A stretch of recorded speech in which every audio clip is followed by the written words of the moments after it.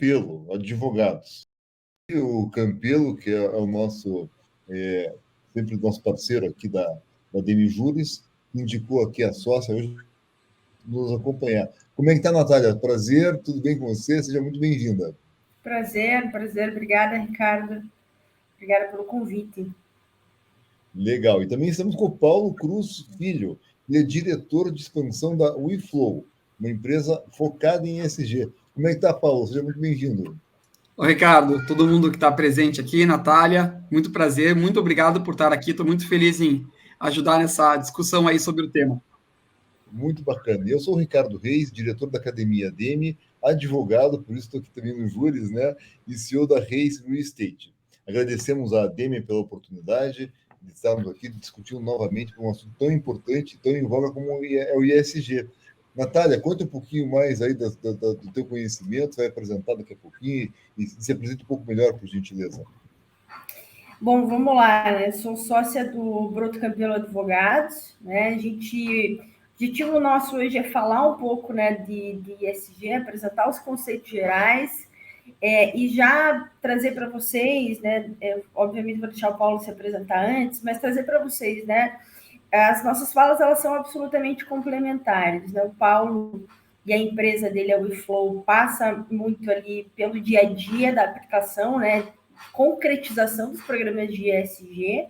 A parte jurídica é parte desses programas, né? Então, nosso objetivo eu trago primeiro esses conceitos principais, né? E a partir disso, Paulo concretiza, traz isso para a prática, para a realidade do mercado imobiliário. Então, essa é a nossa ideia de condução desse bate-papo aqui hoje. Legal. Então, o Paulo vai mostrar aí um pouco mais da prática, Paulo. A ideia é que a nossa conversa aqui seja bem uma conversa mesmo, né? Com esse tema mais aberto e descontraído, no sentido da gente poder realmente entender, tá? O ESG, entendo, né? Vou entender melhor o que ele é, como é que ele está no mundo hoje, no Brasil, e como que eu aplico isso na prática, o que que isso representa para mim e para minha empresa, né? Como que isso vai mudar alguma coisa na minha vida e por que isso é importante. Então, o foco é esse, é a gente falar um pouquinho sobre o que é o ESG e tirar todas as dúvidas que surgirem e como que isso se representa na prática, porque como é que eu vou aplicar e para que serve. Então, eu acho que esse é o foco um pouco hoje desse primeiro papo aí sobre o ESG. Legal, então a gente vai estar. Quem está assistindo, por gentileza, mande suas perguntas, são muito bem-vindas. Quanto mais perguntas, mais dinâmica fica a conversa aqui. E vamos passar para a Natália a palavra.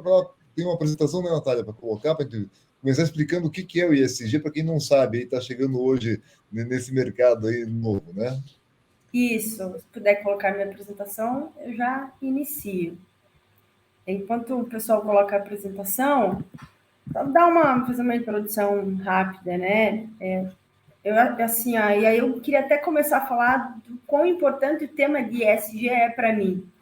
E aí eu digo isso não necessariamente como advogada ou como empresária, eu digo isso como pessoa mesmo, né? Temas como diversidade, como inclusão, como integridade, como ética, além de serem valores meus, né, das empresas que a gente está à frente, fazem parte do meu dia a dia, tanto da minha vida profissional quanto pessoal. Então, qualquer oportunidade que eu tenha aí de discutir e contribuir sobre o tema é, de fato, sempre um prazer para mim. Trazendo um pouco lá, falando de ESG especificamente para o mercado imobiliário. A gente precisa entender, eu vou até colocar no meu segundo slide aqui enquanto eu faço essa introdução, o pessoal que quiser se conectar comigo, eventualmente tem um QR Code ali, a gente pode se conectar em LinkedIn, etc. E aí, voltando aqui para a minha fala, para pensar em ESG aplicado ao mercado imobiliário, né? A gente precisa, primeiro, pensar no impacto da construção civil em si, para os três pilares, né? Eu vou falar um pouquinho melhor dos três pilares, que são esses pilares de ambiental, social e governança, mas vamos pensar no impacto da construção civil para esses três pilares, né? Primeiro, né, o ciclo da construção civil ele é um ciclo extremamente longo, extremamente amplo. Se a gente pega ali a partir da aquisição de terreno, obra, entrega de obra, comercialização das unidades, prazo de garantia, né? de 5 anos, pelo menos 5 anos, a gente tem um ciclo, né, da construção de um determinado empreendimento imobiliário, muitas vezes superior a 10 anos, né? Ou seja, o impacto, né, de qualquer movimentação dentro desse empreendimento, ele pode ser muito grande, né? Produção de resíduos do empreendimento imobiliário pode ser gigantesca, o volume, o número de pessoas contratadas, de colaboradores também, são inúmeras as interações com órgãos públicos, com fornecedores, né, o que eventualmente pode privilegiar aí algumas interações como antiéticas ou de corrupção. E mesmo se a gente for pensar, mesmo após a entrega desses empreendimentos, né, essas construções, enfim, esses empreendimentos impactam ainda por décadas e décadas na vida de seus moradores e também da vizinhança como um todo, né? Então, é pouco desse cenário que a gente tem que entender para pensar o impacto, né, da construção civil nos âmbitos ambiental, social e de governança. Além desse impacto, né, é importante a gente falar, também antes de iniciar nos conceitos propriamente ditos, que sim, como eu estou falando agora, né, como eu estou fazendo essa introdução, ESG tem a ver com valores, vamos dizer assim, mas também tem que ficar claro para o empresário que o ESG tem a ver com negócios, né? Com padrão de consumo, com viabilidade de crédito, com valor agregado do produto, com a possibilidade de eu captar determinados padrões de investimento, né? Então, mostrar esse cenário também é um dos nossos objetivos hoje, tá? Então, vamos lá, vamos começar. Né? O que é, afinal de contas, é ESG? O que quer dizer essa sigla? Aí, para ser bastante objetiva, né? A gente vai falar de meio ambiente, né? Environmental, que é a parte de meio ambiente, a gente vai falar de social e a gente vai falar de governança corporativa, né? Todos esses temas têm a ver com o conceito de sustentabilidade, né? E é uma maneira de você conseguir, inclusive, avaliar a empresa, não só do ponto de vista financeiro, não estou olhando para a empresa só para entender se ela dá lucro ou não dá, qual o patrimônio líquido dela, quanto ela está entregando de VGV, não é só isso, né, que eu enxergo. Quando eu trato de ESG, não é só isso que eu enxergo, eu vou enxergar também, além dos impactos financeiros, eu vou tentar enxergar também os impactos sociais e ambientais. E aí tem, né, o tal do PPL, né, que são esses 3 pilares. Hoje em dia, a gente deve olhar para uma empresa pensando no impacto que ela tem sobre pessoas, planeta e lucro. Então, esse é um pouco, né, da abordagem que a gente quer ter sobre ESG. Eu não vou só enxergar quanto ela dá de lucro. Quero saber qual é o impacto que ela traz, se positivo ou se negativo. Falando rapidamente aqui dos 3 grandes pilares, a parte de ambiental, né? E aí muitas das construtoras, incorporadoras, né, muitas empresas do mercado imobiliário já olham para isso com certa seriedade, vamos dizer assim, até pela imposição de inúmeras leis ambientais, né? A gente já tem muita lei regulamentando nessas questões ambientais, então já existe uma certa responsabilidade. Aí a gente está falando da questão de energias renováveis, efluentes, gestão de resíduos sólidos, enfim, né? Uma infinidade de questões ambientais que a gente tem que olhar. Quando a gente olha para o social, na parte social, a gente está falando dessa interação que existe entre funcionários, entre clientes e sociedade no geral, né? Entendo que essa talvez seja uma dos viés, especificamente em relação à construção civil, talvez um dos pilares menos olhados pelo empresário. Não tem nenhuma legislação coercitiva, assim, olha, se você precisa ter tanto de mulheres, se precisa ter um quadro de diversos, enfim, então, normalmente esse é um dos cenários, dos pilares, né, com menos atenção para o empresário, mas ele vai falar justamente a parte de diversidade da equipe, de inclusão social, a relação com a sociedade, enfim, né? Ele vai falar realmente né, de todo esse pilar de funcionários, clientes e sociedade no geral. E o último pilar, né, de ESG diz com a parte de governança corporativa, né? E esse pilar de governança corporativa ele está justamente ligado às várias searas de administração da empresa. Então, muitas vezes eu tenho diretoria, eu tenho conselho de administração, eu tenho um conselho consultivo, um conselho fiscal, enfim, um conselho de ética. E de outro lado eu tenho muitas vezes investidores, eu tenho consumidores, eu tenho fornecedores, órgãos públicos, enfim, né? A parte de governança corporativa ela vai olhar justamente para todo esse cenário, né? E fazer com que essas relações elas aconteçam de maneira ética, de maneira correta e principalmente de maneira transparente, né? Então, algumas das questões que a gente precisa olhar na parte de governança, e esse é um dos pontos em que o jurídico mais atua, né? Que é justamente na estruturação desses programas de governança corporativa. Então, a parte de presença de um canal de denúncias, né, para eventuais denúncias de colaboradores ou de terceiros, por exemplo, sobre um assédio sexual, ou, por exemplo, sobre alguma prática que está ocorrendo, que está fora ali do código de ética, relação com órgãos públicos, proteção de dados é algo muito importante, né? LGPD está dentro do pilar de governança corporativa, você ter transparência em relação a como você trata os dados dos teus consumidores, dos teus colaboradores. Basicamente, são esses, né, os pilares que a gente trata quando a gente fala de governança. Tudo bem, Natália, mas falou de um monte de, né, dos pilares. Por quê? Por que ESG? E aí eu quero sair um pouco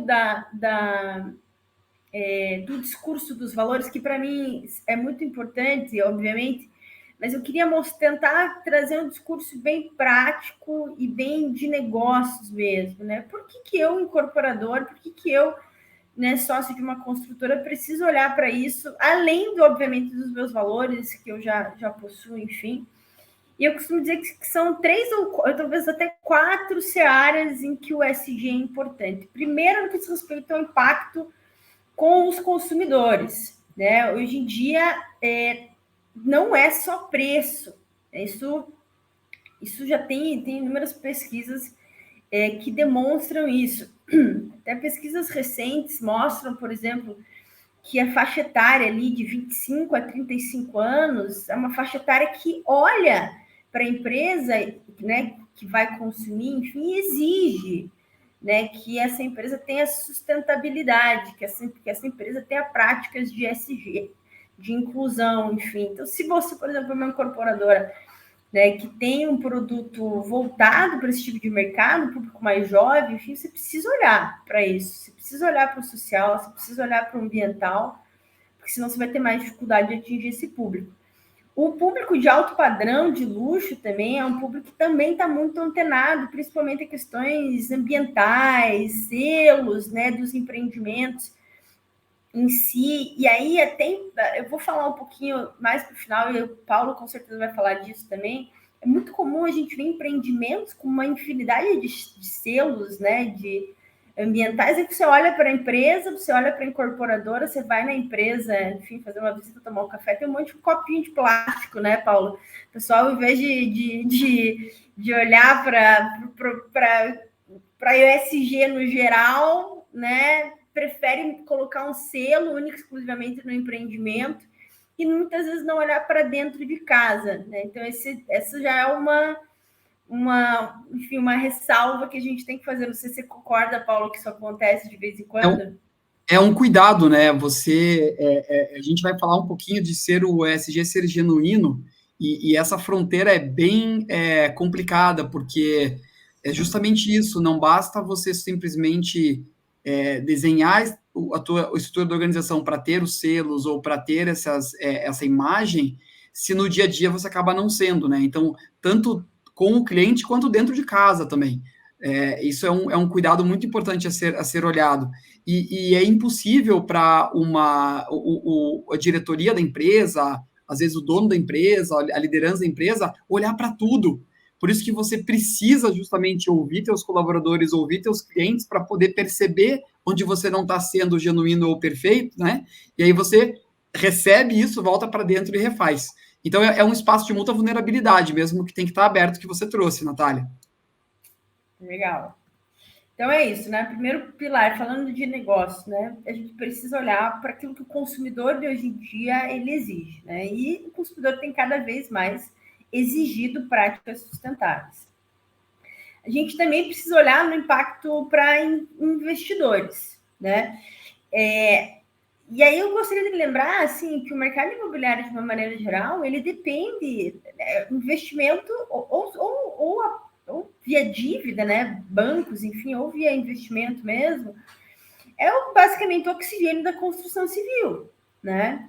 Então, um cenário em que os investidores e os bancos começam a olhar para ESG como um fator importante para a concessão ou de crédito ou viabilização de empreendimento, sem dúvida nenhuma, é um cenário em que o empresário tem que ficar de olho aberto, né? E aí, nesse sentido, especificamente em relação aos investidores, tem uma pesquisa bastante recente aqui da CVM de 2021, que basicamente as perguntas foram, né, para alguns investidores de mercado de capitais. Você tem conhecimento, já tinha ouvido falar sobre os critérios de ESG? 96% dos investidores disseram que sim, né? Conheciam, sabiam que era ESG. E desses, né, dentro desses 96% que conheciam ESG, foi perguntado se eles considerariam os critérios de ESG nas escolhas de seu investimento. 64% entenderam que sim, né? Ou seja, que olhariam para os pilares de o que essa empresa faz em termos ambientais, o que essa empresa faz em termos sociais, o que essa empresa tem em termos de governança corporativa, para fins de viabilizar ou não investimento. Então, esse é um critério bastante importante para o empresário ficar de olho. O mesmo, né, Paulo? Natália, só vou fazer um adendo, porque é o seguinte, essa questão gera muito questionamento, né? Mas então quer dizer que eu implementando um ESG, né, eu vou crescer meu negócio. Ele é mais uma variável, assim como é a qualidade, né? Você tem que ver como isso se integra com o teu negócio e o quanto realmente o teu público, o teu investidor, ele vai olhar para isso. Uma questão importante em relação aos investidores é que o ESG, ele pode ser tanto um qualificador como um ganhador de pedido. O que é isso? E essa lógica também se aplica aos clientes para qualquer outro elemento, tá? Mas se ele é um fator qualificador, significa que o investidor, na hora de escolher onde ele vai investir ou qual empresa ele vai fazer a parceria, ele vai querer ouvir se você, como você está no ESG. Você está considerando, isso está dentro, né? Então ele vai usar como qualificador. Ele vai escolher aquelas que ele julga ter um ESG ali presente e vai excluir aquelas que são iguais nos outros, né? Nas outras condições, mas que não tem o ESG. Como ganhador de pedido, que é para aos poucos para onde a gente está evoluindo, mas ainda não é a realidade, é que aí o teu investidor ele vai escolher você por causa do teu ESG. Olha, eu tenho várias opções, mas eu vou escolher eles porque o projeto que eles têm de trabalhar lá, por exemplo, a habitação das famílias dos trabalhadores da obra deles é incrível. Eu gostei disso. Então eu quero investir nisso para que isso também cresça, além do negócio, e eu tenho o meu investimento, o meu retorno. Então, esses dois elementos, como qualificador e ganhador de pedido, é hoje o que está na transição. Alguns investidores já têm isso como ganhador de pedido, mas é um processo. Então, não dá para garantir, mas sim, com certeza está presente. A gente viu 96% ali já olham para esses elementos. E eu acho assim, né? Além do qualificador e do ganhador de pedido, vamos dizer assim, tem a avaliação negativa. Porque, assim, a parte, o ESG hoje, ó, na empresa tal, não olha, por exemplo, o pilar ambiental, não olha para a privacidade e proteção de dados, não tem um programa de governança bem estruturado, de compliance, né, de anticorrupção, enfim, eu tenho um risco potencialmente gigantesco em determinados casos, né? Você tem um esquema, por exemplo, de corrupção, né? Ou, por exemplo, um vazamento gigantesco de dados. Muitas vezes o valor da empresa vai lá embaixo. Então, esses pilares de ESG, eles servem também como, se você não tem, talvez você não você nem entre nos players, você nem consiga estar nesse jogo por investidor ou por crédito, né? Cada vez mais esses pilares têm sido balizadores também de riscos.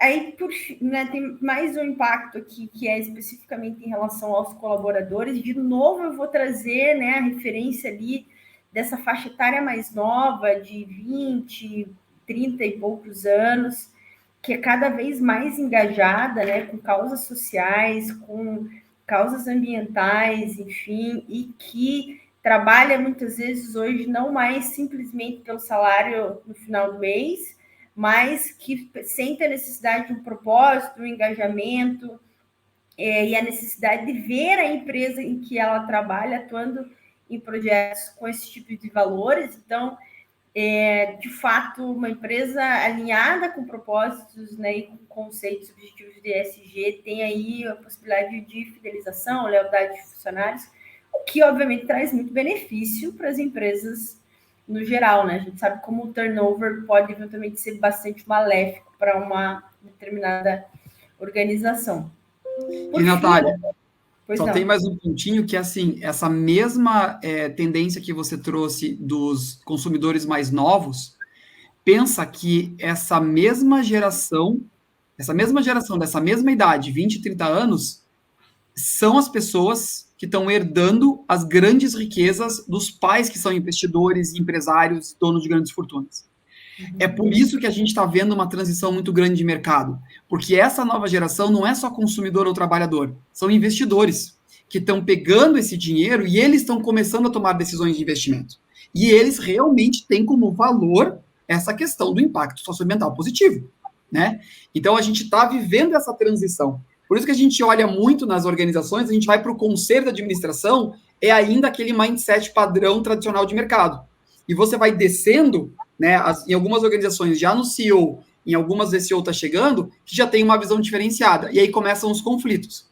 Mas a gente consegue entender essa troca do que está acontecendo e a tendência de futuro, justamente porque essa nova geração está começando a fazer, né, ser a mais presente e mais importante dentro do mercado corporativo e do mercado de capitais.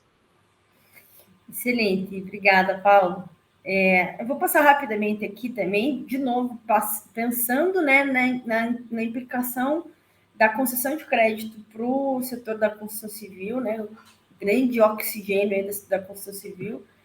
E depois eu posso passar esse material com mais calma para quem tiver interesse, mas basicamente a gente já tem aí grandes linhas das principais instituições financeiras, né, dos bancos mais tradicionais, realmente focando em concessão de crédito para empresas que ou atuam especificamente com o ESG ou que têm programas de ESG bastante solidificados. Aí eu vou só mencionar aqui, talvez uma das maiores iniciativas, a iniciativa do Bradesco, né, que em 2021 comunicou que vai direcionar aí 250 bilhões para financiar setores e ativos de impacto positivo na sociedade e no meio ambiente. Então, acho que é uma das maiores iniciativas.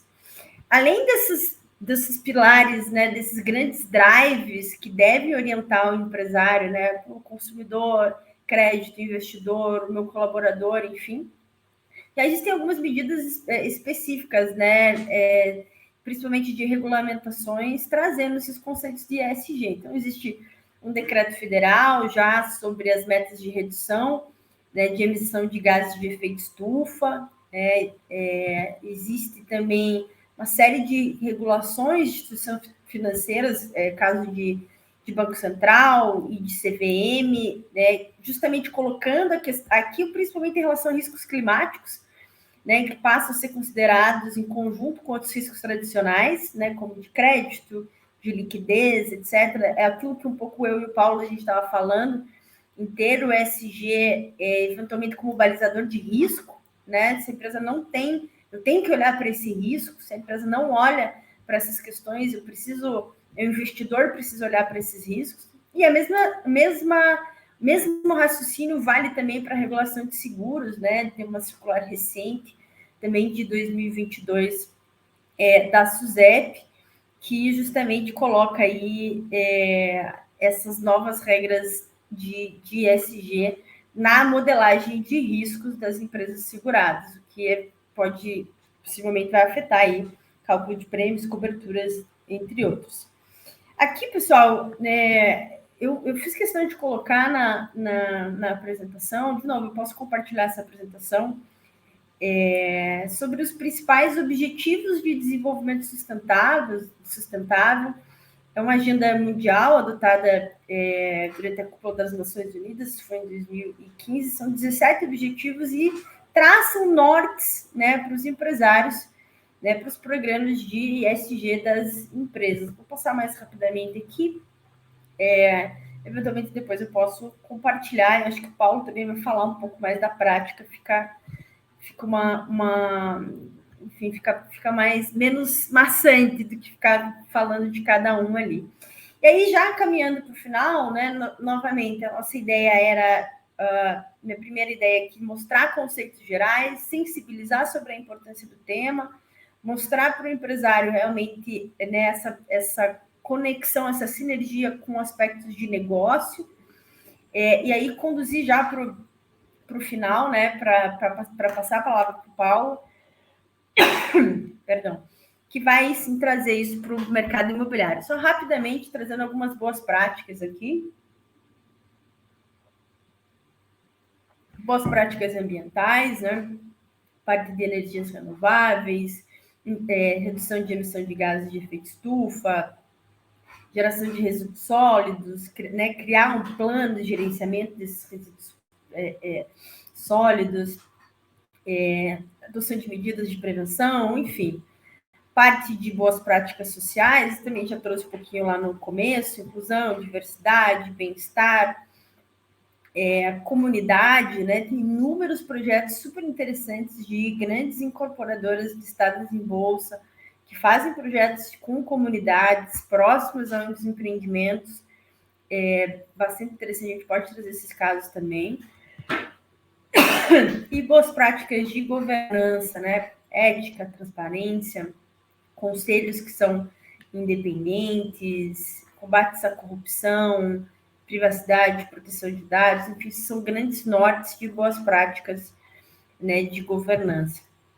E, por fim, né, justamente para que a gente possa entender o que funciona, como isso funciona na prática, sair do discurso, né, entender o que vocês, né, o que o empresário tem que fazer no dia a dia, vale ressaltar, né, um cuidado aí com o tal do discurso verde, né, por muitos referidos aí como greenwashing, a gente já falou um pouquinho desse tema lá, de ter, por exemplo, um empreendimento, ou ter uma comunicação de marketing que diz que a empresa está alinhada com esses valores ESG, e na prática isso não ser realidade, né? Não representar de verdade os valores dessa empresa, isso pode ser muito mal visto, tanto por mercado quanto os consumidores, e eventualmente dá um tiro no pé ainda, né? O que você faz para melhorar a imagem piora mais ainda a imagem do empresário. É mais ou menos esses conceitos que eu queria comunicar. Vou passar a palavra para o Paulo, para a gente poder trocar mais um pouco especificamente aí do mercado imobiliário e da prática. Obrigado, Natália. Excelente. Agora estamos já com os conceitos prontos, né, Paulo? Eu vou colocar um pouco de pimenta nessa história já para você, Paulo. Na hora que você for falar, você colocar isso em contexto. Veio para ficar o ESG, não é uma tendência de curto prazo, é de longo prazo, mas a gente viu com a Covid e com essa guerra, o estourar o preço da energia aí, e esse discurso de energia limpa, bonitinho e tal, caiu em terra, porque hoje estão usando energia suja novamente, estão com alto custo, inflação veio comendo, então a realidade chegou ao mercado. Então, aquela tendência que tinha, começando no mercado de capitais, onde quem fornecia capital baixava o custo para quem era ESG, ou só dava dinheiro para quem é ESG, com essas novidades da guerra e da pandemia, deu uma estremecida um pouco na estrutura. Como é que você vê isso? Excelente provocação. Eu acho que é uma ótima pergunta para a gente já trazer um pouco desse aprofundamento que a gente vai fazer agora, porque é o seguinte, a gente consegue, então, graças a esse tópico que você provocou, entender o quão frágil e instável é a nossa relação com o nosso planeta, né? Então, a gente depende totalmente do nosso planeta para poder fazer o que a gente faz, dos recursos, para poder ter essa vida confortável que uma minoria da população mundial tem, mas, né, que muitos nós não estamos acostumados. Mas como essa relação é frágil quando a gente acaba entrando nessas questões mais complexas vinculadas, né, à necessidade de poder e dominação e toda essa questão que envolve a guerra. Então, não que todo o avanço que a gente teve até agora, ele era um avanço por um caminho falso ou não possível. Não é isso. É porque a gente consegue avançar numa relação mais afinada com o nosso planeta se as nossas bases estiverem cobertas, ou seja, se as necessidades humanas estiverem completas, né? E aí a gente começa a entrar nessas questões da desigualdade social, das instabilidades políticas, da guerra de poder, né? Que realmente, se isso não estiver alinhado, você desmonta todo um salto evolutivo, né? Então é só a gente pensar na época da nossa pré-história, como a gente foi evoluindo até hoje, né? Então, guerras, disputas fizeram parte. Só que a gente foi evoluindo. Só que às vezes tem os vales. E a gente está num vale agora com a guerra, né? A gente teve a pandemia, também no qual nos colocou numa interdependência global. Todo mundo conseguia se contagiar e, ao mesmo tempo, atuando juntos, conseguíamos achar soluções para salvar mais vidas. Então, trouxe muitos benefícios no termos desse trabalho coletivo de coisas que surgiram da pandemia. Mas também teve o lado negativo. Então, a gente está justamente nessa transição. Como a gente estava falando anteriormente, dessa transição de geração numa organização. Tá? A gente está num momento transitório, realmente, de várias questões dentro da economia mundial e do planeta. Então, a gente está vivendo essa instabilidade. Tá? É muito fácil voltar para trás e falar, realmente, viu como ela era balela? Agora está todo mundo usando combustível fóssil porque não tem combustível.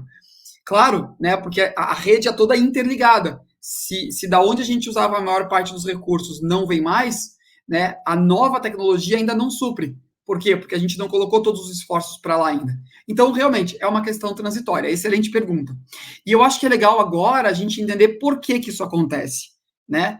Então, se a gente for um pouco mais na profundidade, por que acontece essa instabilidade e por que a gente está nesse... Né, e que evolução que estamos falando, né? Como que uma organização começa a trabalhar com ESG ou como é que ela evolui no ESG? Essa é um pouquinho da ideia de discussão agora.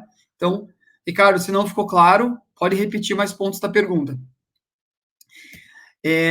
Um ponto bem importante para a gente trazer, né, e eu acho que traz muito da resposta no que você colocou de pergunta, assim, o ESG não é algo externo a qualquer pessoa, qualquer empresário, ou cliente, ou fornecedor, né? Aqui eu botei umas perguntas provocadoras que trazem muito esse questionamento para dentro da gente, né? Então, a maior ameaça ao nosso planeta é acreditar que outra pessoa vai salvá-lo, né? Se você está na dúvida do que é certo e errado, pensa no que gostariam que não fizessem contigo, ou com a sua família, ou com seus filhos, né? Toda vez que você usa o seu dinheiro, que você compra algo, você está dando um voto para o tipo de mundo que você quer viver. Então, se você compra o produto mais barato, né, porque você necessita, mas que tem um processo produtivo que não é um processo produtivo sustentável, enfim, você está dando um voto para esse tipo de produção. Mas é por sobrevivência. Perfeito. Você tem que fazer o que você precisa para sobreviver. Mas para quem tem condição, essa compra é um voto ainda mais poderoso, porque você tem a escolha. O que às vezes a gente não faz é gastar nosso tempo para verificar se nossa escolha é realmente a melhor escolha, em termos do que eu acredito para o planeta, né? A outra questão que a nossa mente é como um paraquedas. Ela não funciona se não estiver aberta. Então, se eu estiver focado só na minha forma de ver, no meu estilo de vida, que é a minha realidade, eu não vou conseguir enxergar outras. Então, para a gente conseguir atingir um nível de ESG verdadeiramente genuíno, onde a presença da empresa vai ser olhada, e aquela presença, ela tem um impacto no seu entorno, nos seus fornecedores, nas famílias dos colaboradores, você vai ter que abrir a sua mente. Você vai ter que entender que não é só sobre você, ou sobre seu investidor, ou sobre o seu cliente. São muito mais pessoas envolvidas, né? Na presença de uma empresa no mercado, né? E não adianta a gente pensar em ter um mundo melhor se dentro da gente a gente não tentar ser melhor. Então, tudo acaba voltando para as pessoas que estão levando os processos, né? Então, essa é uma provocação. E essa provocação é um pouco do que foi essa minha trajetória, né? De olhar como que a gente, de dois temas que me apaixonam, além da família, né? Os dois pequenos ali, que me inspiram a tentar ser sempre melhor, mas esses dois grandes temas, que é como que uma empresa pode trazer impacto para dentro e estar alinhado com o seu negócio, de forma que o impacto positivo que ela gera e o negócio, o dinheiro entrando, sejam harmônicos e não tenha perdas em nenhum dos dois. Não é um trade-off. Eu vou aumentar meu impacto e reduzir meu lucro. Não. Você pode fazer os dois. E isso é o que me encanta. É isso que me intriga, né? Descobrir como cada empresa pode conseguir fazer esse equilíbrio, né? E é um equilíbrio que leva as duas para cima, né? Impacto e lucro. E, ao mesmo tempo, tudo depende de como a pessoa se sente. Então, não adianta eu criar um grande programa de ESG se o dono da empresa ou, né, os pais do dono que estão no conselho não compartilham dessa visão verdadeiramente. No final das contas, o que conta é se aumentou o lucro ou não, tá? Mesmo que isso mude ali 100, 200, 300 mil a mais para a família por mês, né? Chega nesse ponto. Então, primeira coisa o quão verdadeiro é isso dentro da autogestão. Porque senão, no final, o que vai voltar é o que você comentou.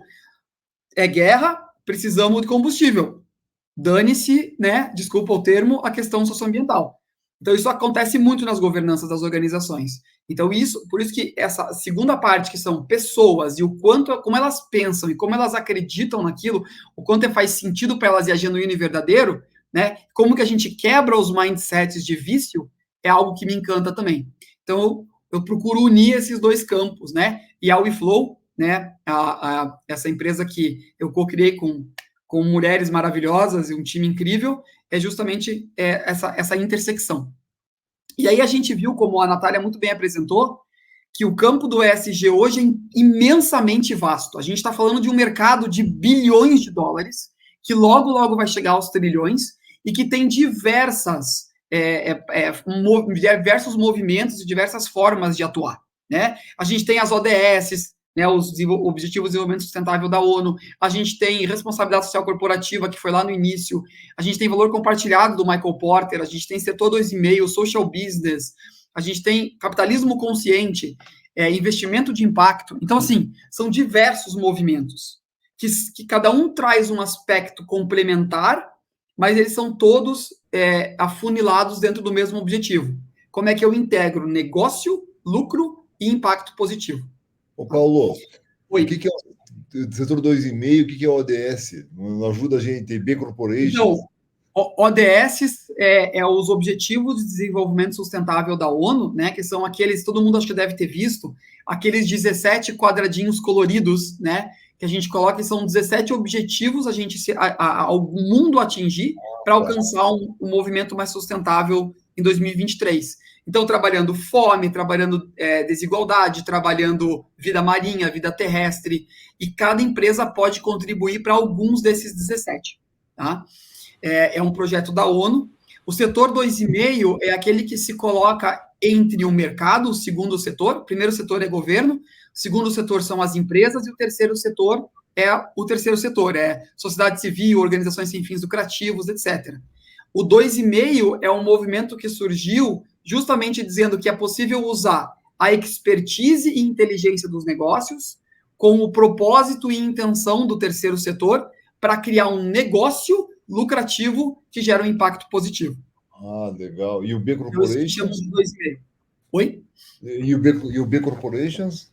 Isso. E o movimento de empresas B, que eu ia comentar agora, é um movimento global que acabou ganhando uma notoriedade muito grande por até se transformar numa certificação, que é uma das principais certificações em ESG hoje, junto, né, com o relatório GRI, junto com diversos outros, SASB, diversos outros mecanismos que certificam ou não, mas esse movimento é um movimento que avalia a empresa em 5 dimensões, então é como se a gente quebrasse o ESG em 5, né? Então, G de governança, E de meio ambiente, e o social se divide em social interno, trabalhadores, social externo, então a minha cadeia de produção, meus fornecedores, a comunidade onde eu estou, a vizinhança, e social clientes também. Olhar para os meus clientes, como a Natália falou, e como é que eu estou próximo do meu consumidor nessa questão de impacto, ou como é que eu atendo pessoas que nunca iriam acessar o meu produto.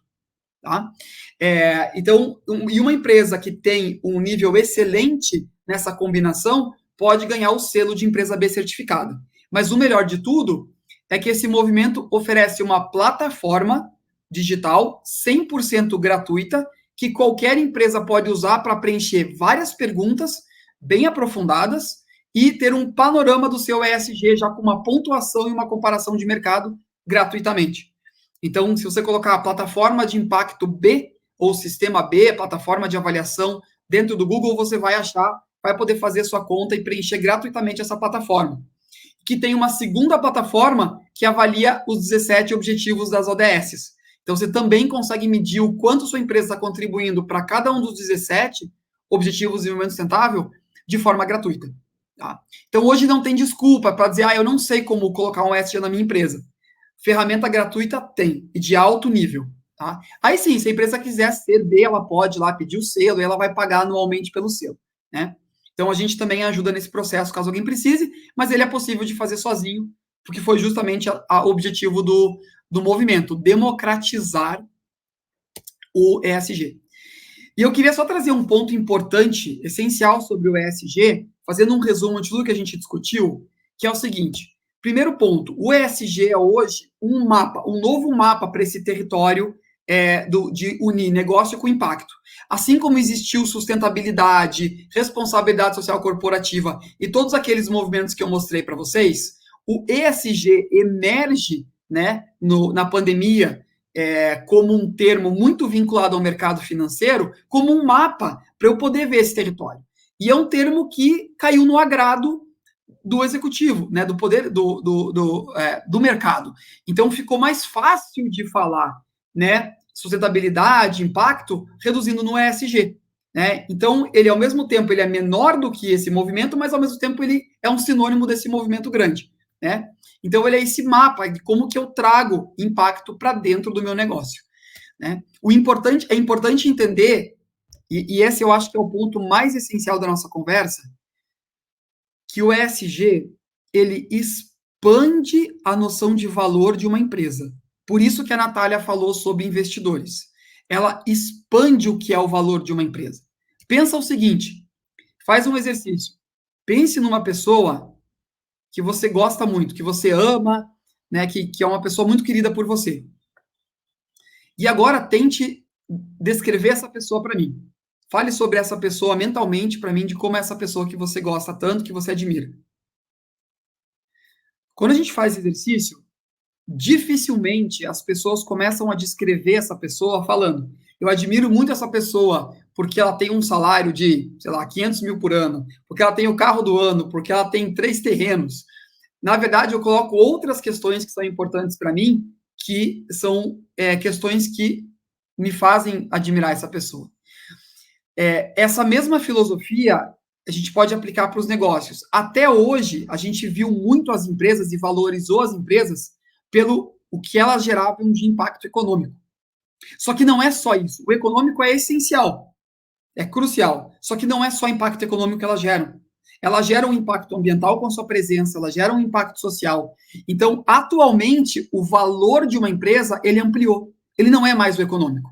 Ele é o econômico, social, ambiental e tudo mais que o ESG traz. Então, quando eu olho para uma empresa, eu preciso olhar para outras dimensões. Essa é a nova realidade. Tá? E por isso que a gente fala dessa transição de uma economia que era focada só no acionista da empresa, eu faço de tudo para aumentar o lucro do acionista.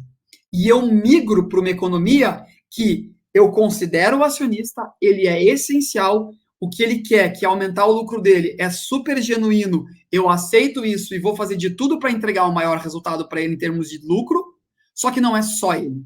Também tem a comunidade local, tem a família do colaborador, tem o cliente, tem o fornecedor, tem o território, tem os indígenas, tem tudo isso que também é afetado pela minha empresa. E eu não tenho mais como fechar meus olhos e falar, não, isso não me interessa. Hoje é impossível. Portanto, o ESG ele não vem como uma moda, ele vem como uma expansão natural do mercado, né, do que é uma empresa, e que bate com o que é uma pessoa na sua casa também. Por exemplo, pensa qual é o seu impacto como pessoa. Quando você chega em casa, na média, pensa nas 2 últimas semanas. Como você foi como presença para seus filhos e companheiro, companheira ou família? A sua presença foi mais benéfica? Trouxe alegria, trouxe bem-estar, trouxe compreensão? Ou foi mais frenética, né? Trouxe caos, trouxe correria, trouxe estresse? Como que você está sendo como presença na sua família e na sua vida? E também com seus colegas de trabalho? É a mesma reflexão sobre o ESG. Paulo, isso Oi. lembra um pouco. Posso interromper aqui, não? Claro. Isso lembra um pouco, até depois vamos entrar na prática. Quem está assistindo aqui, faça suas perguntas, né? A gente vai falar no final da parte prática, em especial para empresas do mercado imobiliário. Mas lembra um pouco da evolução na parte da economia, que tinha o Adam Smith que dizia que é o pai da economia, que se cada um pensar só em si, a economia como um todo vai ser o melhor possível, porque cada um pensando em si faz o melhor para si e, em decorrência disso, a economia cresce. E depois de centenas de anos, o Bob Nash, que é aquele do Mente Brilhante, aquele filme, veio com a teoria que não. O melhor não é cada um fazer o melhor para si, é o melhor para si e também o melhor para os outros. Essa é a solução, que bem encontro ao que está dizendo agora exatamente do ESG, que aí você consegue realmente achar um equilíbrio, que é hoje o equilíbrio que está sendo buscado tanto na economia quanto na diplomacia no mundo todo, né? Nossa, você trouxe o ponto essencial agora. Segura esse teu comentário do Adam Smith e do Nash, porque eu vou voltar para ele em alguns segundos, tá? Porque isso é essa transição que você trouxe, Adam Smith lá em 1700, né? O Nash e o período que eles viveram representa justamente esse boom econômico e científico que a gente teve, né? Mas por que esse boom econômico e científico chegou num limite e aí o ESG apareceu? Né? É essencial compreender essa história. E eu já vou explicar ela para a gente, tá? Então, na verdade, gente, o mais importante aqui é que o ESG seja genuíno. Ele tem que ser verdadeiro. Ele tem que fazer sentido para quem está envolvido. Se você está fazendo para ganhar mercado, você pode conseguir? Pode. Mas, no final das contas, você não vai ter realmente os benefícios que o ESG gera, porque ele não está sendo verdadeiro ainda, né? Então, é todo um processo, é uma jornada, na verdade. E a gente está caminhando. E assim, gente, não é uma jornada nova. Eu estou nesse campo há 20 anos. A gente ganhou um salto evolutivo imenso com essa explosão do ESG. Tá? O mercado explodiu para isso. E isso é maravilhoso. Finalmente aconteceu. Eu achei que ia acontecer, ia levar mais 5 anos para acontecer, que não ia acontecer na pandemia. Mas aconteceu. Então, que bom, a gente está nessa evolução. Tá? É uma jornada. E aí a gente tem que entender na prática para uma empresa, então, ok, como que esse ESG evolui? Tá? E aí eu vou voltar para essa tua pergunta. Então, assim, se a gente fizer um paralelo entre como a humanidade evoluiu desde a época da pré-história, né? Como uma empresa surge, como a gente nasce, no início, a gente é bem primário. A gente vai buscar o quê? Sobreviver, atingir nossos objetivos, né? Então, um ESG de nível inicial, que é o nível 0, é aquele, por exemplo, que o dono da empresa, ele gosta de, não sei, ele gosta do tema de meio ambiente, árvores, idosos, qualquer coisa. E ele vai lá, eu quero investir nesse hospital, eu quero investir nesse centro para idosos. É uma decisão unilateral. Não tem nada a ver com a empresa, não tem nada a ver com o negócio, ele quer ajudar. É a base da filantropia, que é essencial para resolver grande parte dos nossos problemas, da desigualdade social e econômica. Maravilhoso. Primeiro nível de ESG. Um segundo nível, então, para uma empresa, por exemplo, do ramo, é a pessoa decidindo onde investir.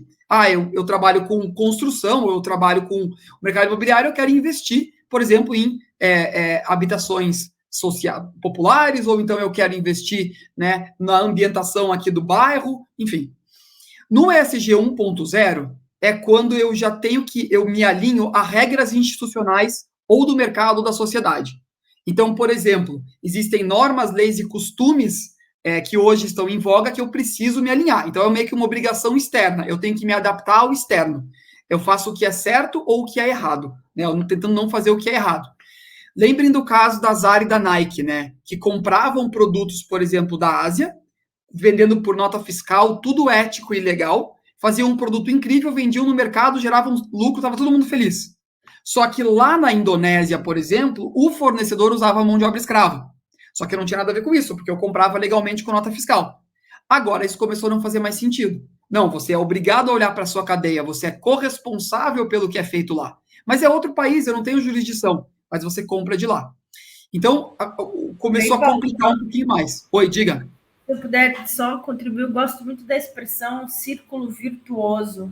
Perfeito. Em relação a isso. Né? A gente começa a perceber o mercado se movimentando em relação ao tema de ESG, em que as empresas mais engajadas, e assim que deve ser, começam a exigir dos seus parceiros, exigir dos seus fornecedores, olha, para você prestar serviço para mim, para você fornecer produto para mim, você precisa estar alinhado com esses mesmos valores de ESG.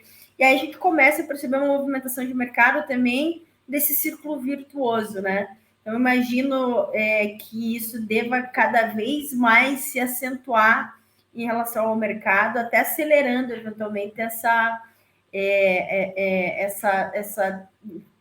né, a vontade, vamos dizer assim, das empresas de efetivamente implementarem ESG. Sem dúvida, Natália. A gente está fazendo um processo de verificação de fornecedores para uma grande empresa do ramo, uma grande empresa nacional, e justamente eles estão querendo selecionar quais os fornecedores que realmente vão ganhar um prêmio de ESG deles. Então, eles são um grande ativador institucional, porque eles criam o que é necessário para que esses fornecedores tenham, e os fornecedores vão começando a desenvolver estratégias de ESG cada vez mais evoluídas. É isso mesmo. Tá? Então, isso aqui não é negativo. A regra, a lei, ou a necessidade institucional, ela é super válida, porque ela cria isso como base, ela sedimenta, ela cimenta o ESG como plataforma, né? E aí, agora que vem tua pergunta. No ESG 2.0, eu já olho com um olhar um pouco mais estratégico. Eu olho para essa relação entre o negócio e o impacto, né? E aí, essa forma de pensar estratégica de negócio, ela surge justamente quando, na nossa sociedade, o mindset muda desse mindset que está ali em cor azul, do certo e do errado, que é da época da Idade Média, e a gente migra para aquela questão do iluminismo, né? Que é o desenvolvimento científico. E naquela época, uma pessoa que eu vou vender pão, e eu vendo pão pelo melhor preço, e o cliente compra de mim, aquela mão invisível do mercado, eu buscando o que o Adam Smith falou, eu buscando o melhor para mim, eu vou melhorar a sociedade, isso era super válido, porque eu saio de uma época, veja, medieval, baseada em feudos, e eu vou para um momento mundial que é mais da economia, que é mais da burguesia, do comércio. Então, eu crio isso. Então, quando eu olho para o meu próprio interesse, eu melhoro a sociedade, sem dúvida nenhuma. Só que, 500 anos depois, o que começou a acontecer? O abuso de poder. Ou seja, aí eu começo a trabalhar aquela questão da especulação financeira para eu fazer o máximo possível para eu tirar o lucro pensando só em mim. E aí eu estou usando um mecanismo novo que realmente melhora a vida de todos para benefício próprio somente. E aí aconteceu os exageros, desigualdade social e tudo isso que a gente está vivendo hoje. Portanto, esse modelo científico e de resultado, ele foi super importante, ele ainda é hoje, ele é o mindset padrão da economia hoje e dos negócios, só que ele precisa de uma atualização, ele precisa de uma versão nova. Que aí é essa versão 3.0, que é o momento atual. É o ESG hoje, sendo provocado, né, provocando as empresas. Esse é o salto. Ou seja, como é que eu integro, então, essa minha busca pelo lucro, mas também gerando impacto positivo? Como é que essa minha busca por atingir o melhor lucro, ao mesmo tempo, gera impacto positivo para a sociedade? Eu vou dar um exemplo incrível, que é o exemplo de uma empresa que faz os brownies que vão no sorvete de brownies da Ben & Jerry's, que é uma confeitaria americana, e ela foi criada, o slogan dela é: nós não contratamos pessoas para fazer brownies, nós fazemos brownies para contratar pessoas. Eles meio que foram os grandes criadores de um processo chamado Open Hiring, contratação aberta. Ou seja, eles não fazem processo seletivo. Qualquer pessoa que se inscrever no site deles, ou ir lá pessoalmente, colocar o nome na lista, vai ser chamada para trabalhar. é uma empresa de inserção de trabalho. Então, não importa, eu só tenho que ter um documento legal para trabalhar no país. Se eu não falo a língua, se eu não tenho os dois braços, se eu tenho 400 filhos, enfim, se eu sou imigrante, não importa. Eu vou arranjar uma forma de te colocar no trabalho e de te treinar para que você tenha uma empregabilidade. E agora, empresas europeias estão copiando esse modelo em algumas áreas específicas da sua produção, né? Trazendo o Open Hiring para dentro do seu processo. Isso é uma super estratégia de ESG. Tá? Então, quando você começa a trazer isso e pensar o seu negócio de forma integrada com impacto, a gente está nessa visão 3.0 do ESG, que é o ESG atual. Tá? Indo um pouco para cima, já o 4.0 é esse caso da confeitaria. É onde ela nasce para solucionar um problema social. Tá? E aí a gente está falando de spin-offs, de novos negócios. Uma empresa grande, tradicional, não vai conseguir fazer essa pivotagem, mas ela pode investir numa startup ou criar um novo modelo de negócio, né, em que vai ter essa pegada, tá? Que é o que está recebendo muito investimento hoje. E para finalizar, para daí a gente partir para a nossa discussão, o 5.0 já é muito mais holístico, né? É quando uma empresa vai ser criada e vai pensar como eu contribuo com a minha presença para a evolução da humanidade. E aí eu passo dos aspectos de geração de produto, de lucro, eu vou para o espaço de o que o planeta, o que a humanidade precisa para evoluir. Né? E aí vai ser uma nova economia diferente, que não tem espaço agora, mas que aos poucos vai começar a emergir. Falando um pouco de futuro, né? Então, gente, eu queria só trazer essa visão para a gente entender que uma empresa do ramo, por exemplo, ela pode começar desde lá de baixo e evoluindo, né? E tem muito benchmark legal para a gente poder aplicar. Volto a palavra para vocês. Perfeito, Paulo. Paulo, nós estamos com o horário quase já cumprido, então eu queria passar a palavra para você ou para a Natália, para falar um pouco da parte prática. Tu podia passar para a Natália falar um pouquinho da parte prática para as empresas, vamos dizer, de mercado imobiliário, mais locais, aqui, tamanho médio, que é o nosso grande mercado, pequeno e médio, o que elas podem fazer ou estão fazendo, qual que é o caminho aí para tornar esse ESG na prática um valor para a empresa e para os seus sócios e os stakeholders. Acho que está multado, Nath. Acho que tem que... Viu, Natália? Está mutado. Perdão. Tá. Acho que ele tem até mais conhecimento prático. E depois eu posso falar um pouco do meu conhecimento especificamente em relação às empresas grandes incorporadoras listadas em bolsa, enfim, que tem alguns projetos bem legais. Paulo, se quiser começar. Claro. Então, assim... tem duas questões importantes. A primeira é a intenção da alta direção. O que elas entendem que é impacto e o quanto elas estão querendo gerar, né?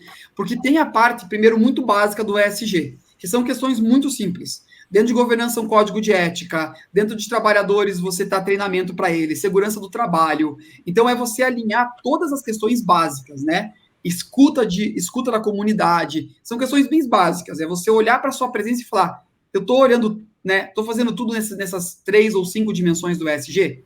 É um pacote básico. Tá? Esse é o primeiro alinhamento. Aí você começa a perguntar, bom, qual é o meu modelo de negócio, qual é o meu DNA, a minha essência, e como que eu posso usar o que eu já tenho para gerar um impacto um pouquinho maior.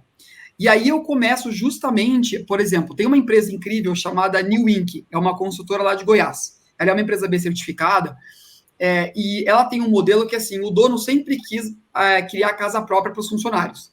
Não sabia como. No final das contas, o que acabou de se desenvolvendo?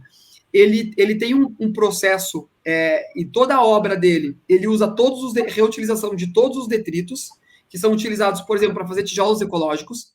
Então, ele tem um mindset muito de não desperdício, inclusive de tempo. Então, é uma cultura da empresa que ele acabou desenvolvendo. Todo mundo contribui. O que é gerado de economia dessas ideias é duplicado no final do ano em termos financeiros. Eles pegam esses tijolos e eles dão casas para os funcionários. Mas quem que é escolhido? Quem que recebe a casa? É feito um processo anônimo, cada um escreve a sua história, principalmente o pessoal de obra, escreve a sua história numa plataforma, fica lá, todo mundo vota, e aqueles que são mais votados, tudo sem saber quem é, aqueles que forem mais votados ganham a casa própria, que é construída pelos próprios funcionários. Quem coloca a mão na massa é o pessoal do administrativo, guiado pelo pessoal de obra, que daí é o supervisor do administrativo. Aí você trabalha team building, etc. Então, esse foi um formato criativo e muito baseado na vontade do dono para reduzir custo da empresa, gerar inovação e gerar impacto positivo e ampliar o negócio. Esse é um exemplo. História legal, Paulo, excelente. Natália, quer colocar a tua parte que você pode contribuir? Isso, assim, como o Paulo mencionou, né, pensando num primeiro momento, de fato, né, comitês, auditoria, compliance, risco, capacitação de colaboradores, prevenção à corrupção, qualificação de empregados, enfim, LGPD, a gente tem todo esse esquema já previamente conhecido, vamos dizer assim. Eu acho que é legal até mencionar alguns casos concretos. A Yoshi tem alguns casos bem interessantes. Né? Ela tem, por exemplo, um projeto Criando Arte, acho que é isso, Criando Arte, é um projeto de oficinas de artesanato sustentáveis, direcionados a mulheres de baixa renda. Também tem o projeto Mais Verde e Obra e Arte, né? Eles utilizam ali, eles impulsionam o plantio de árvores, transformam resíduo de construção em obras de artes e colocam eventualmente nos showrooms e decorados da Yoshi. Também tem um projeto chamado Canteiro de Leitura, que os colaboradores têm acesso a livros, revistas, muitas vezes direcionados ali a realidade profissional deles. Enfim, tem uma infinidade de projetos bem legais da Yoshi. Projeto bem interessante da Embraer, também esse já bastante sofisticado. Ela fez um anúncio até recente, salvo engano, de compensação de 100% das suas emissões de gás carbônico, né, de CO2. A compensação é feita com, de novo, um processo bem sofisticado, mas a aquisição de créditos de carbono, né, no projeto florestal do Mato Grosso do Sul, salvo engano. Enfim, tem uma infinidade de projetos muito, muito bacanas. Até complementando aqui, Natália, né? A própria, por exemplo, a Laguna, consultora incorporadora também, esse ano eles implementaram todo um processo de neutralidade de carbono, né? Então, esse é um processo possível também e super válido, porque os projetos que estão relacionados a isso para a geração de carbono são incríveis, né? E tem a própria RAC também, a construtora, que ela tem o prédio, a sede dela é 99% sustentável. Eles reutilizam toda a água, colocam energia elétrica na rede de energia elétrica, eles só usam a água da Sanepar, né, para a torneira, só isso. Então, tem formas de você usar a tua expertise dentro do seu próprio negócio, que são muito legais também. Né? Então, a gente tem vários casos muito interessantes aqui no Paraná, e, enfim, na região sul e no Brasil inteiro. Perfeito. Pessoal, nosso horário está quase, já estourou, então eu queria passar a palavra para a Natália, ver se faltou alguma coisa para colocar e deixar sua mensagem aí para os nossos ouvintes, por favor, nosso pessoal que está assistindo. Não, eu acho que só realmente agradecer o convite, espero que a gente tenha conseguido aí sensibilizar um pouco, né, o empresário sobre a importância do ESG, né, de incorporar esses valores, e me colocar à disposição aí para continuar a conversa, e eventualmente se alguém tiver interesse no material que a gente apresentou, eu coloco o meu material à disposição, e, enfim, me colocar à disposição para a gente continuar o bate-papo aí e contribuir no que for possível. Muito legal, Natália, contribuiu muito, foi muito legal ver a tua apresentação e ajudou demais aqui a entender um pouquinho mais do tema. E você, Paulo, considerações finais, por gentileza. Eu queria trazer uma frase do Oliver Wendell Holmes, que diz o seguinte: a maioria de nós vai para os nossos túmulos com a nossa música ainda dentro de nós, sem ter sido tocada. Eu quero dizer que muita gente passa a vida sem ser a sua essência. Então, se você realmente acredita que você quer gerar no mundo, quer gerar um lugar melhor no mundo, né, e você não sente como isso é possível, a mensagem é super possível. É só começar a trazer isso no nível que a sua organização, a sua realidade, ela permite. E depois, aos poucos, ir evoluindo. Então, vá atrás daquilo que você acredita. É possível integrar os dois. Negócio e lucro. Muito bom, impacto, Paulo. né? Lucro e impacto. Parabéns pelo teu conhecimento, pela tua forma didática de explicar, Paulo, teu foco, né? Você veio do Canadá trazendo essas experiências todas, enriquecendo aqui todo o nosso trabalho. Parabéns pelo trabalho teu e da Natália, da Broto e Campelo. Agradecer aqui de novo a Demi. Lembrar que nós já tivemos a Demi Talks sobre sustentabilidade com o Rafael Birman, que na época era o prédio mais sustentável, ainda é um dos prédios mais sustentáveis da América Latina aqui, que é o B32, onde nós temos as aulas, nossa pós-graduação em Real Estate, que é pela Universidade do Paris, e Nanterre, que é especialista em inovação e sustentabilidade. Inclusive, é o próximo tema, no nosso próximo Demi Talks também vai ser sobre sustentabilidade, inclusive com vocês comentaram agora há pouco, da Laguna, que hoje tem um prédio que é 100% sustentável, vai ser sobre esse prédio e também vai estar presente a presidente mundial da LEED, para nos trazer mais conceitos aqui, e também o Guido, que é uma pessoa que é especialista em sustentabilidade. Então, quem tiver interesse nesse tema, pode assistir tanto o B32, que está nas redes sociais da ADEME, e no YouTube da ADEME Paraná, quanto assistir o próximo ADEME Talks. E com isso a gente fecha aqui, agradece demais a participação de todos, faz o registro aqui de pessoas agradecendo o tema, inclusive a Letícia Machado, que é do Jurídico da Yoshi, que está aqui presente, e a Thaís Rolfin, espero que seja assim o nome, agradecendo o conteúdo tão rico. Então, muito obrigado a todos, e voltamos na próxima, com mais ADEME Talks no mês que vem, que vai ser sobre a parte jurídica também, e trazendo a diretora jurídica da Abrainc, que é o Instituto Nacional da Incorporação, e agora, na próxima semana, já em breve, o ADEME Talks sobre sustentabilidade. Um abraço, obrigado, Natália, obrigado, Paulo, um abraço a todo mundo que assistiu. Obrigada, pessoal. Boa tarde, bom dia. Obrigado, gente. Até mais. Valeu. Tchau, tchau.